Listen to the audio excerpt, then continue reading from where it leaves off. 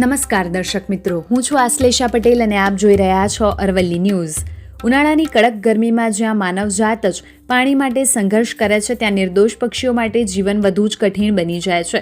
પરંતુ અરવલ્લીના મોડાસામાં એક સંસ્થાએ માનવતાનું સુંદર ઉદાહરણ પૂરું પાડ્યું છે। અરવલ્લી જિલ્લાના મુખ્ય મથક મોડાસા ખાતે છેલ્લા 8 વર્ષથી સેવા કાર્યોમાં સક્રિય સંસ્કાર ચેરિટેબલ ટ્રસ્ટ દ્વારા અનોખી પહેલ કરવામાં આવી છે। 26 માર્ચ 2026ના પાવન રામનવમી પર્વથી શરૂ કરીને 2 એપ્રિલ હનુમાન જયંતિ સુધી 7 દિવસીય પક્ષીઓ માટે કુંડા અને માળા વિતરણ કાર્યક્રમનો પ્રારંભ કરવામાં આવ્યો છે।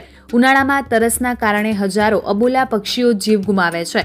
આ કરુણ હકીકતને ધ્યાનમાં રાખીને ટ્રસ્ટે આ સેવા યજ્ઞ શરૂ કર્યો છે। આ અભિયાન માત્ર સેવા નહીં પરંતુ પ્રકૃતિ પ્રત્યેની જવાબદારીઓનો સંદેશ પણ આપે છે।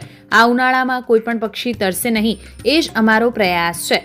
દરેક નાગરિક આગળ આવીને પોતાના ઘરે કે આસપાસના પાણીના કુંડા મૂકે તેવો સંદેશ આપીએ છીએ। કાર્યક્રમમાં ટ્રસ્ટના તમામ સભ્યો ઉત્સાહપૂર્વક જોડાયા હતા અને સમગ્ર આયોજનને સફળ બનાવ્યું હતું। આ સાથે ટ્રસ્ટ દ્વારા તમામ દાતાઓ અને સહયોગીઓને દિલથી આભાર વ્યક્ત કરવામાં આવ્યો હતો। સંસ્કાર ચેરિટેબલ ટ્રસ્ટ દ્વારા કરેલી નાની એવી પહેલ પણ મોટો ફેરફાર લાવી શકે છે। મોડાસાના સંસ્કાર ચેરિટેબલ ટ્રસ્ટના તમામ સભ્યો ઉત્સાહ અને સમર્પણ સાથે આ અભિયાનમાં જોડાઈને સમાજ માટે પ્રેરણારૂપ બની રહ્યા છે। અરવલ્લી ન્યૂઝ દરેક નાગરિકોને અપીલ કરે છે કે તમારા ઘરની બહાર વૃક્ષ પર બગીચામાં એક કુંડું જરૂર લગાવો અને એક માળો જરૂર બાંધો। તમારો એક નાનો પ્રયાસ કોઈ અબોલા જીવ પક્ષી માટે આખું જીવન બની શકે છે। વૈભવ રાઠોડ, અરવલ્લી ન્યૂઝ, મોડાસા। હું રાવલ વંદન, સંસ્કાર ચેરિટેબલ ટ્રસ્ટ ફાઉન્ડર।